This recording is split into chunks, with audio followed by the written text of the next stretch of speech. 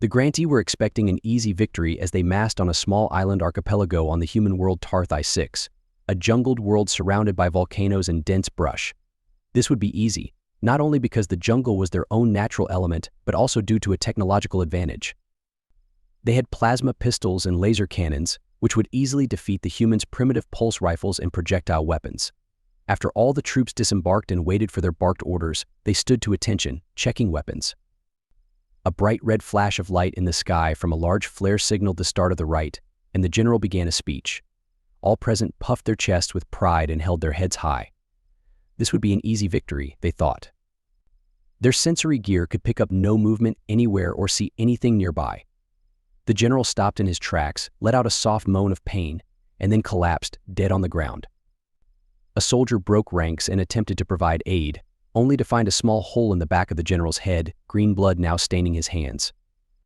He screamed out that they were under attack, just as his squad captain let out a small squishy noise, splattering blood on the poor sod behind him, then fell to the floor dead. Panic gripped the unit as they sprinted for cover and began looking for targets, only to find none.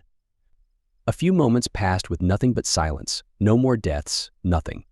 One officer poked his head out to check for anything and instantly died as a bullet went into his eye. The group began to panic, firing into the trees on the mountain to try to cover. 6 more men died from bullets, each one a perfect shot right to his head. Even though these men wore helmets that easily deflected shots in most cases, the bullets just pierced straight through. The panic fire continued for a bit longer, and a few officers braved the firing line, calling to stop. A few tense moments followed, and no more deaths happened. The officers rallied their troops and sent them into the trees.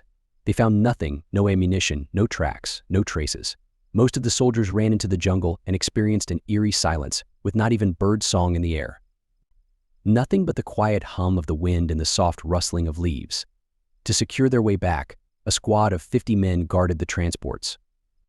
A retreat meant a loss, but a loss could be learned from. There were 50 transports, all of them in the air, hovering gently a few feet above the ground, and a squad of 200 to guard them. A loud thud was suddenly heard in the distance shortly before one transport was instantly destroyed, going up in a massive fireball. A few of the men nearby were incinerated or blown back by the explosions. Seconds later, another impact blew the engine clean off another transport, causing it to spin uncontrollably, taking out 2 more transports in the process as it crashed into them. Panic gripped the men on the ground as 2 more transports were hit, one of which landed on a screaming officer who was unfortunate enough to be trying to calm his troops down in the precise wrong spot. Suddenly, mass explosions and random detonations began occurring in the mountain. The unit of 200 sent to scour the mountainside was now panicking, firing wildly into the trees as they suddenly detonated, legs and arms suddenly being severed. Beset on 2 fronts, the transports were easy prey, and one shell perfectly hit the cockpit, killing the pilot who slammed it into the ground, crushing a squad of 6 men. By the time any officer had collected himself enough to give any orders, the mountain unit was all dead or dying, and only 13 of the 50 transports were still flying. An order to retreat was given, and the transports fled. As they ascended into the sky, a streak of smoke suddenly emerged from the mountain surrounding them. Every transport was hit with a missile strike that came out of nowhere. First 5, then 8, then 10 missiles, each aiming for a transport, streaked across the sky. No transport survived the attack, and now the army was stranded, trapped, fighting an enemy they didn't understand nor could even see. The officers wisely assumed that the mountains had traps or other such means to dissuade attackers.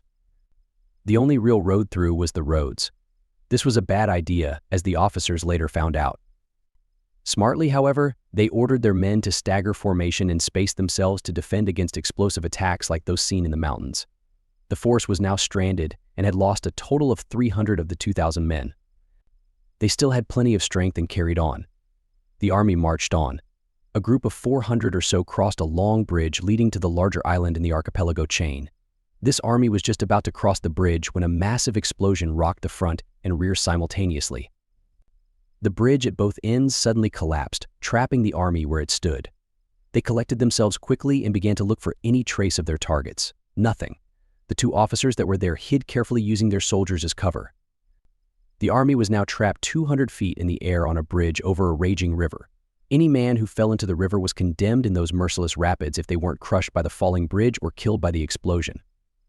2 more explosions suddenly racked the column again at both ends of the bridge, Then 2 more explosions again at the same point.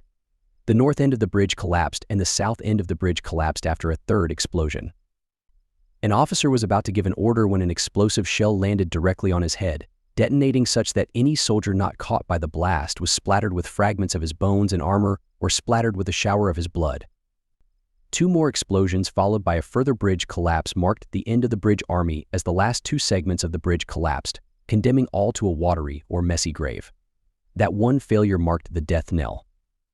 With only 4 of its original 14 officers and only 1,300 of its original 2,000, they still had plenty of strength.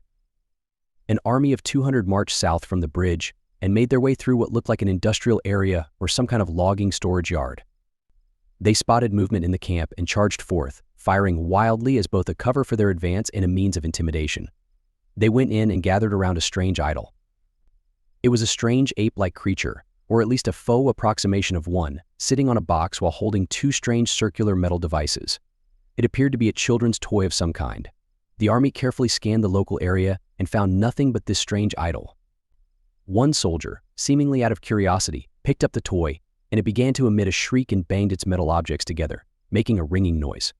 The toy had a string attached to it, and as it was picked up, a click noise was heard. As the soldier looked at the string, he realized the monkey was sitting on a box of explosives. Demolition charges placed at key locations all across the yard suddenly detonated. Any man that was left alive began to panic and run, followed by being quickly shot and killed by a bullet from nowhere. 200 men died. 3 officers left. An army of 400 moving towards an outpost seen from the skies, a long road towards it. Every few paces the army took, 2 or 3 men would receive a bullet and fall dead. The army would stop, raise their rifles, and someone would open fire at the sight of movement. After a barrage of fire would stop, sudden ambushes from the trees of automatic gunfire would spray the road down, killing a few men, then suddenly stop. Remaining soldiers would run up into the mountainside or the jungle and find nothing. A few of the men sent to investigate would not return to formation. A slow whittling of troops as they approached the outpost had them broken and fearful. The officer in charge, barely capable of keeping his men together, was out in the open. He realized this too late as his head suddenly disappeared in a shower of bone and blood. With the officer dead, there was nothing stopping the army from panic firing wildly before their forces were hit by a series of explosions seemingly from above. There were no aircraft to be seen and no enemy could be found. As the army was whittled down, one man was all that was left. It was here the first human warrior was seen. He emerged from the jungle and approached the grantee, holding an automatic rifle. It was a human wearing green armor that looked like fabric, with the only metal in his armor being interwoven plating around his chest and the helmet on his head. The grantee, still in a panic, tried to open fire, only to realize his rifle's plasma charges were spent from his wild firing.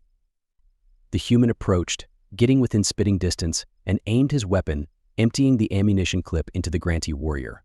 Then, with a sadistic smile, he vanished back into the trees.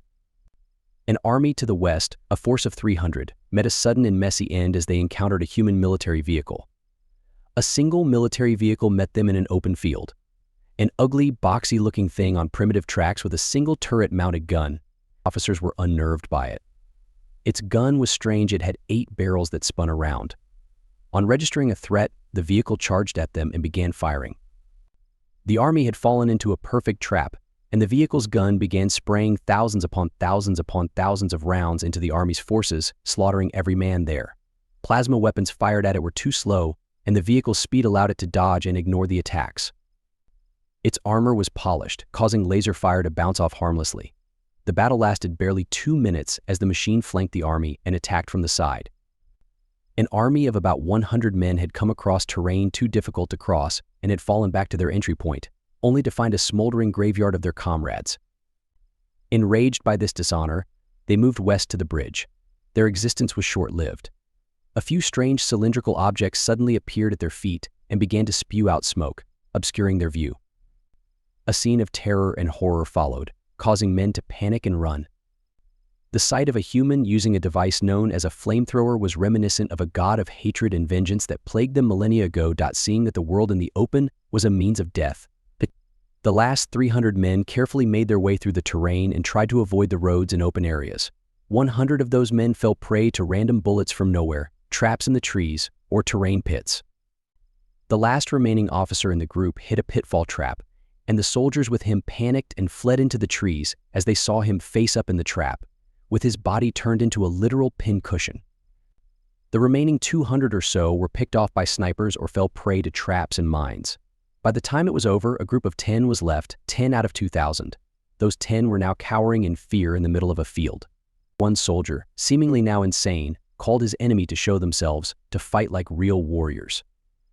Their panicked firing had expended all of their ammunition, and they only had blades to fight now. They towered over the humans, though, so it meant nothing they would win. The soldiers stood in a circle and taunted their enemy to show themselves. A sudden spray of blood showered one soldier as 9 of the 10 men suddenly dropped dead from a bullet. The remaining soldier screamed in rage and terror as he frantically wiped his face clean of his brother's blood. He screamed at the locals to show themselves, daring the humans to face him in combat. He heard a rustling noise, and suddenly 24 humans appeared seemingly out of nowhere, each wearing a selection of bushes and face paint, making them blend in perfectly with the brush. Each one was armed with a high-caliber weapon. Before the soldier could do anything, a bullet blew one of his kneecaps off, severing his left leg from his body. He writhed in pain for a few moments before one human came up to him with a large-caliber pistol and finished him off. The Grantee Armada present in the system recorded the entire event and frantically turned tail. As the ships moved, they screamed in terror as they realized that humanity's navy had deployed a massive array of limpet mines directly in their path while they were distracted. Each mine, a kiloton-level nuclear warhead, magnetically attached itself to each hull 100 times over. A message was sent on an open comm: pity the poor little children who think fancy guns and big ships make them strong. Make sure you tell the galaxy what happened today. We will be waiting for them, and we will leave no witnesses. The limpet mines detonated, obliterating the entire Armada. The only vestiges of the Grantee starship fleet disintegrated into pieces of nothing but slag and wreckage. The only survivor was a barely functioning frigate that only took one hit from the detonation. Humanity let it escape. For what reason, the galaxy would never know. The galaxy saw the recording. The compact forbade any future rights against humanity and forbade traitors from their space. Many armadas and starship fleets endeavored to gain vengeance and retaliate. These fleets were never heard from again. Humanity's sudden and brutal display of military prowess sent shockwaves throughout the galaxy. The Grantee, once a proud and formidable race, were now a cautionary tale whispered among the stars. Other species watched the footage with a mixture of awe and fear, realizing that humanity, once considered a backwater barbarian race, had proven themselves a force to be reckoned with. The Compact's decision to forbid any further rights against humanity was not just a political maneuver but a survival instinct. No one wanted to face the same fate as the Grantee. Meanwhile, on Earth, the victory was celebrated, but it was also a sobering reminder of the cost of war. The humans knew they had sent a message to the galaxy, but they also understood the potential consequences. The soldiers who had fought in the jungles of Tarth 6 returned as heroes, their names etched in history. Yet they carried with them the heavy burden of the lives they had taken and the destruction they had wrought. They had defended their home and their people, but at a great cost. In the aftermath, humanity continued to prepare for any future threats. They fortified their defenses, improved their technologies, and strengthened their alliances. They knew that while they had won this battle, the war for survival in the galaxy was far from over. Other races, driven by curiosity, fear, or ambition, would come. But humanity was ready. They had shown their strength, and they would continue to defend their place in the galaxy with unyielding determination. The Compact's records of the event served as a stark warning to all. Humanity was no longer the underestimated newcomer, but a dominant power with the capability and willingness to defend their territory fiercely. And so, the galaxy watched, waited, and wondered what the future would hold as humanity carved its path among the stars, always vigilant and ever prepared for the challenges that lay ahead. The Compact's records of the event served as a stark warning to all. Humanity was no longer the underestimated newcomer, but a dominant power with the capability and willingness to defend their territory fiercely. And so, the galaxy watched, waited, and wondered what the future would hold as humanity carved its path among the stars, always vigilant and ever prepared for the challenges that lay ahead. In the following years, humanity's reputation as a formidable force continued to grow. The stories of their victory over the Grantee spread far and wide, often exaggerated but always highlighting their tactical brilliance and unyielding resolve. This newfound respect brought both opportunities and challenges. Diplomatically, more races sought alliances with humanity, eager to have such a powerful ally.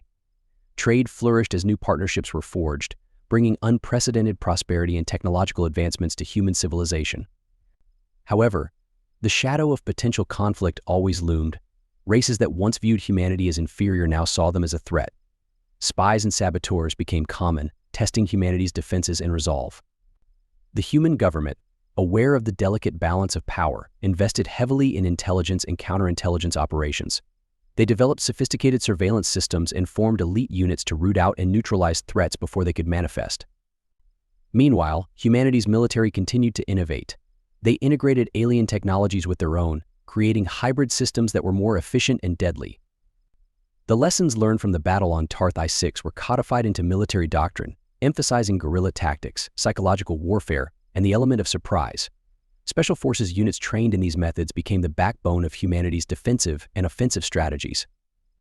Despite the constant vigilance, there were moments of peace and cooperation that hinted at a brighter future. Cultural exchanges and scientific collaborations with other races led to a deeper understanding and appreciation of the diverse civilizations that populated the galaxy. These interactions also helped to dispel some of the fear and mistrust that had initially surrounded humanity's rise to power. One such collaboration resulted in the formation of the Interstellar Peace Corps, an organization dedicated to preventing conflicts and providing aid to war-torn regions. Humans played a leading role in this initiative, leveraging their military experience and humanitarian values to make a positive impact. The Peace Corps became a symbol of hope, showing that humanity's strength could be used for more than just war. As the years turned into decades, humanity's place in the galaxy became more secure. They were not just warriors but diplomats, explorers, and peacemakers. Their dual nature as both fierce defenders and compassionate allies earned them a unique position in the interstellar community. They continued to face challenges and threats, but each one was met with the same determination and ingenuity that had brought them this far. The Compact, once skeptical of humanity's potential, now looked to them as a stabilizing force in a turbulent galaxy. Humanity's journey from a backwater race to a dominant power was a testament to their resilience and adaptability. As they looked to the future, they knew that their greatest strength lay not just in their weapons and technology, but in their unity, their spirit, and their unwavering commitment to protect their home and their allies. And so, humanity marched forward, ever vigilant, ever prepared, carving their path among the stars with a blend of caution and courage. The galaxy watched, waited, and wondered, knowing that whatever challenges lay ahead, humanity would face them head-on, forging a destiny that was uniquely their own.